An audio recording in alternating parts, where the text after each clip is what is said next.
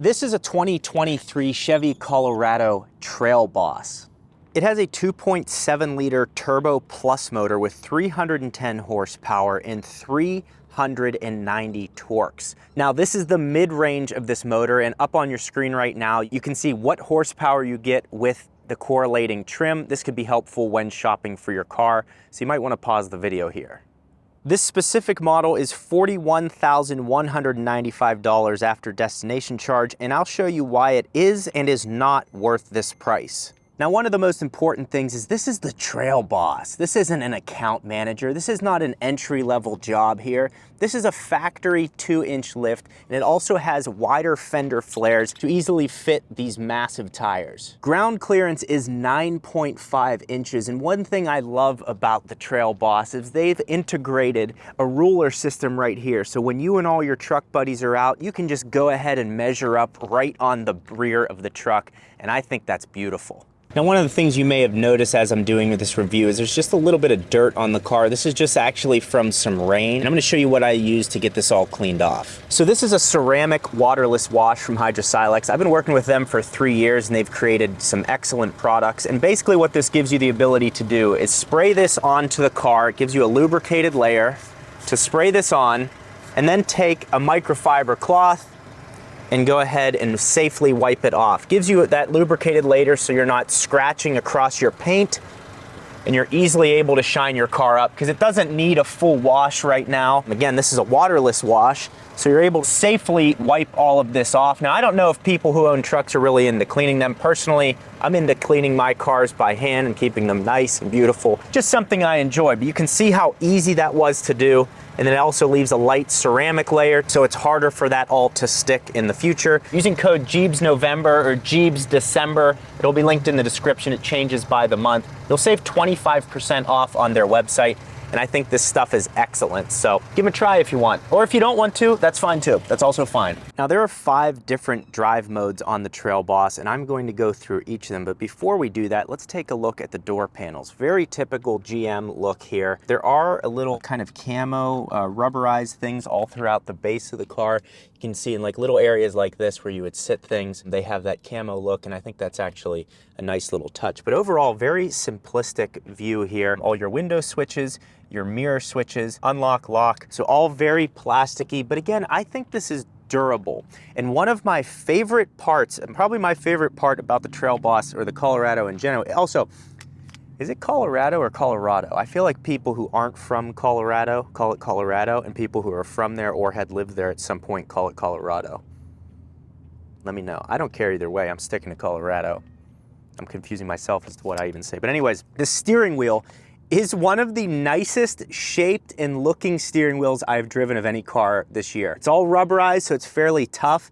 The black Chevy logo, I like that. And then you have your switches all here. It's just a really durable looking wheel. It makes it's just the shape of it and look. Chevy did a really nice job there. You have your dimming switch here for the gauges. You have a digital dash cluster, which we will show shortly. And then also these seats. You know what these seats are great for? These seats are great for if you're having a bad day at work. Here, let me show you. If you're having a bad day at work, or you're going through a breakup, or your boss, something, these are great seats to punch, you know? God, they laid me off. She cheated on me. God, that's a great seat to punch. It's a solid seat to punch. That's what it's good for. And that's like if you're driving some type of Chevy, I could see you getting frustrated like that. Now we have piano black here on the center console. I'm not a fan of piano black. I wish they would have just extended this rubberized layer across there. You have your electronic e-brake, and then you have your drive mode selector, and this is your shifter with the black Chevy logo right there.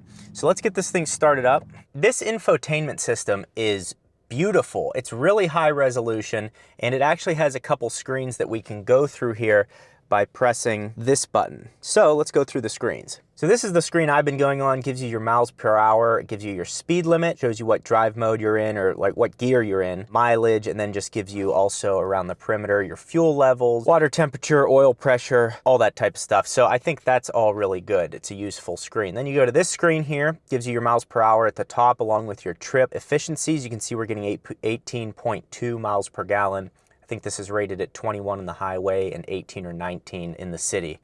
And then you go through here, that's showing what content's available if you're on Apple CarPlay or playing music or something. And then this here is for like more of your off-road modes, or if you're in Baja mode. This just gives you some really nice feedback. You can see our steering angle changing when we move the wheel. So I think this, for being a truck and having some off-road capabilities, even though we all know that the most off-roading this is going to do is when you go to the county fair every year and you go in the dirt or grass parking lot. That's as most excited you're gonna get. But you know what? So the first of the drive modes is normal mode, and this is normal. The second mode is off-road, and this is made for when you leave the road. It changes the traction and other dynamic performance features for off-road pavement use. There's also tow and haul mode, which is when you bring home a big girl from the club. It will change the throttle response, transmission shift points for hauling a load. There's also terrain mode. This is for low-speed rock crawling, which changes throttle control and brake performance.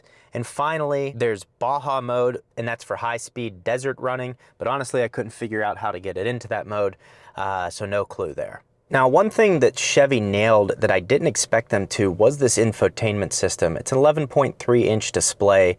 This is an 8-inch high-definition display. I mean, you can see the resolution is great. More importantly, though, look at how nicely it transfers between each page. When I click on Apple CarPlay here, there's that, and I click on the car here. It has Google Maps built into it, and there's a nice transition between each of these. It's almost like swiping on an iPhone. It's just a really nice job that they've done integrating, first of all, Google Maps. This is great, but then having wireless Apple CarPlay, which a lot of companies, like some Mercedes don't have wireless Apple CarPlay, some Genesis don't. GM did an excellent, and Chevy did an excellent job of this infotainment system, and I think this really upgrades the whole value of the vehicle and will help it with as it ages over the years. I think them keeping this interior very simplistic and basic looking is actually going to make the car hold better value over time. Apple CarPlay also does that too, because it goes through updates and those are reflected in the software. So I think this is great how they've integrated this, and especially this center screen here for when you're going off-road to the fairgrounds. When you're in that moment and you have to go over a curb or something like that, you're gonna be overjoyed. I get it. I totally get it. The other thing I love about this is I saw a roundabout coming up and I thought, I don't have to go around that. So I went straight over it, and other people, they have to go around it. In the Trail Boss, because you're a boss, you can go straight over that curb. And that's what I love about this thing. 9-inch lift. It's not the most off-road capable vehicle ever, but it's all you're going to need. It's got a truck bed in the back, so we were able to take a bunch of massive Amazon boxes and take them to the recycling bin. You're able to do things like that while also having some space in the back. Speaking of the back, I'm 6 feet tall, so let's take a look here. This is my comfortable seating position, and let's see how much we have for the crew cab part of it. Into the back we go. Very plain back here. You don't even have a seat back pocket. There's also no center console pull down. You do have the 2 cup holders here, which is nice. Then you have the 2 vents, so we do have some air conditioning back here. And then you just have your windows switched. So let's jump in the back. Okay, pretty standard. Again, 6 feet tall, able to comfortably put my feet down below and have about an inch in front of my kneecaps, and we're good. And if I sit up straight, sit up as high as I can, I'm even still getting some clearance. So maybe 6'1", 6'2" is about as tall as you'd want to be back here. Even in the front, they have these cutouts for a little bit more space for your head if you are taller. Overall, not a lot of amenities back here, but a nice view of the infotainment screen, nice visibility out of the side of the car, and then you have this right here, where you can say, hey, pass me another beer. So this is a nice, I don't know, see, I'm not a truck guy, so you're getting a review from someone who's never owned a truck, so this could be nauseating to watch, and I'm sorry for that. But I wanted to review one. So you got this automatic window here. I know in some cars, I think like the Tacoma, that's automatic. I don't know if that's a standard feature. You also have this light back here, but plenty of space with some access to the bed and a nice visibility of the front of the car, so you can feel like you're not just a reject in the back. So how does the Colorado drive? It's surprising. You can actually hear the turbo spooling up at low speeds. I'm surprised at how much power it has. It has 310 horsepower and 390 pound-feet of torque. I just can't believe it has that much power to it. This is the mid-range one. The next step up, I think, is 430 foot-pounds. So it actually has some performance to it. I've driven my friend's Tacoma in the past, and I was like, man, this thing is remarkably slow. And this isn't. It actually has some kick to it. You can throw it in two-wheel drive mode if you want. You can kind of move through the drive modes. I know I said it had Baja mode earlier. That may be reserved for a higher end trim. I'm not totally sure. I'm sure if it's not showing up, that's possibly why. But overall, it drives kind of great. I like that it has some speed to it, and it seems like you can tow a lot with it by having that much power. There's also a camera here, so you can have it viewing the trailer hitch at all times. I feel like that'd be important if you're hauling something or hear a weird noise. It gives you some peace of mind. But ultimately, I like the visibility that this has. The lift isn't so crazy to where it's obnoxious. It looks really good from the factory as it comes. And then like I've said, the steering wheel is incredible. I absolutely love that. And it drives nice. It's fairly quiet in the cabin, nice infotainment. I haven't used the sound system. I'm sure it's decent. I'm sure it's nothing special. And I also just noticed that it has, okay, here's what I was about to say. Why, let's be a human and let's not, I was about to say, I'm surprised it doesn't have one of those like hold on things right here, because it does over there. But the reason is because your hand should be on the wheel. So that makes sense. So it drives nicely. The tires aren't too loud from them being bigger tires and it being lifted. Again, this is all you're gonna need. It has lane keep assist, so if you activate cruise control over here, it'll keep you in the lanes to some degree. But overall, this is a solid truck, and a lot of people, they wanna get the biggest and the best and the lifted and all this stuff, and it's like, at the end of the day, you're paying for it. So if you want something that's huge and massive and out of this world, okay, you can go ahead and get it. But think about practically, which I know very few people like to think this way, practically. I think this is going to be more than enough for your daily usage. And then when you need to haul something, it has plenty of room and technology to be able to do that effectively. So from a non-truck person, I give this a pass. I love the technology and how it's done in the display here. I think that will hold the value of the car nicely over time. That mixed in with the simplicity of this interior, I just think makes it a really strong package at $41,000. So I hope you guys like this video, and if you want to watch me review the new electric Ford Lightning, you can click this video right here. That will be helpful to you in giving you the perspective on what an electric truck is like.